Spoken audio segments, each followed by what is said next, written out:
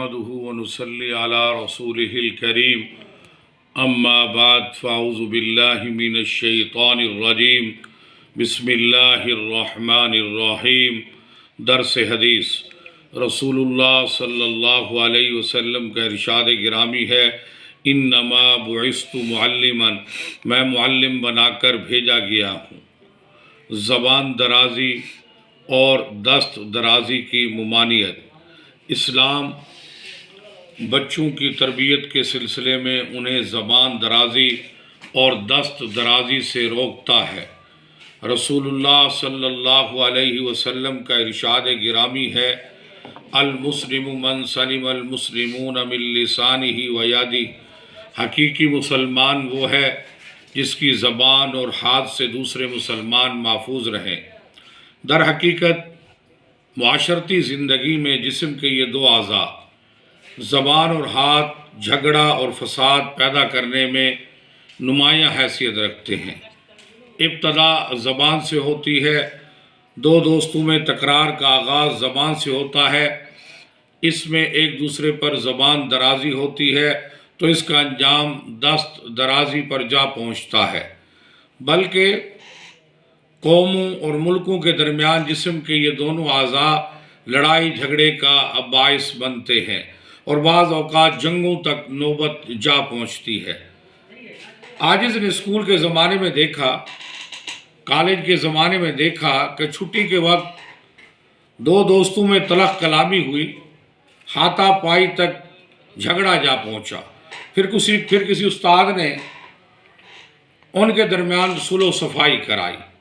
مثل مشہور ہے، تلوار کا زخم مٹ سکتا ہے مگر زبان کا زخم نہیں مٹتا۔ یہی زبان ہے کہ مٹھاس اور محبت سے دوست کو دشمن بنا لیتی ہے، اور یہی زبان ہے کہ تلخ بیانی اور سخت کلامی سے دوست کو دشمن بنا لیتی ہے۔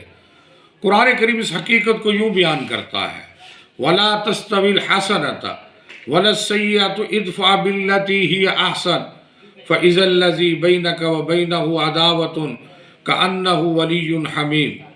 اے نبی صلی اللہ علیہ وسلم، نیکی اور بدی یکساں نہیں ہے۔ آپ صلی اللہ علیہ وسلم بدی کو اس نیکی سے دفع کیجئے جو بہترین ہو۔ آپ دیکھیں گے کہ آپ صلی اللہ علیہ وسلم کے ساتھ جس کی عداوت پڑی ہوئی تھی وہ جگری دوست بن گیا۔ رسول اللہ صلی اللہ علیہ وسلم کی حیات طیبہ میں متعدد واقعات ایسے ہیں کہ آپ صلی اللہ علیہ وسلم کے ساتھ ناروا سلوک کیا گیا، جس کا جواب آپ صلی اللہ علیہ وسلم نے نیکی اور بھلائی سے دیا۔ دعوت و تبلیغ کے سلسلے میں آپ صلی اللہ علیہ وسلم طائف تشریف لے گئے۔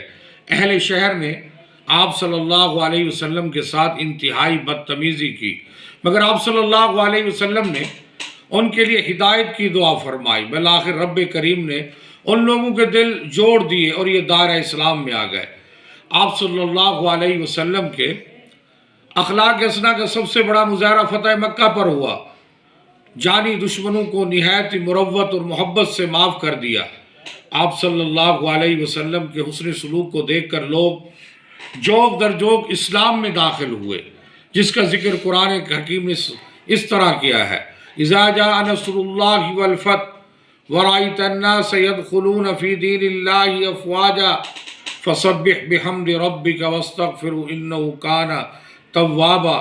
جب اللہ کی مدد اور فتح آ جائے اور آپ لوگوں کو اللہ کے دین میں جوک در جوک آتے دیکھ لیں تو اس وقت رب العالمین کی حمد و ثنا بیان کیجئے جس نے اس عظیم و شان کامیابی سے ہمکنار کیا۔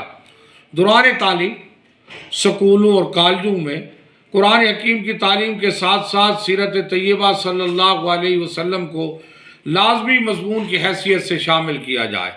اس سلسلے میں اردو زبان کے اندر بڑا کام ہو چکا ہے اور تفسیر قرآن اور سیرت طیبہ پر اچھی اچھی کتابیں شائع ہو چکی ہیں جو ہر جماعت کے طلباء کے ذہن کے مطابق انہیں نصاب کا حصہ بنایا جا سکتا ہے۔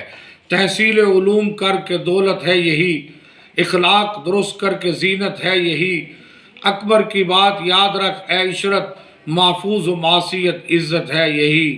قال النبی صلی اللہ علیہ وسلم انما بعثت معلما، کہ میں معلم بنا کر بھیجا گیا ہوں۔ آج کا یہ درس زبان درازی اور دست درازی کی ممانعت کے بارے میں تھا، تو اس حوالے سے ہمیں اس حدیث پاک اور اس کی تشریحات پر عمل کرنا چاہیے۔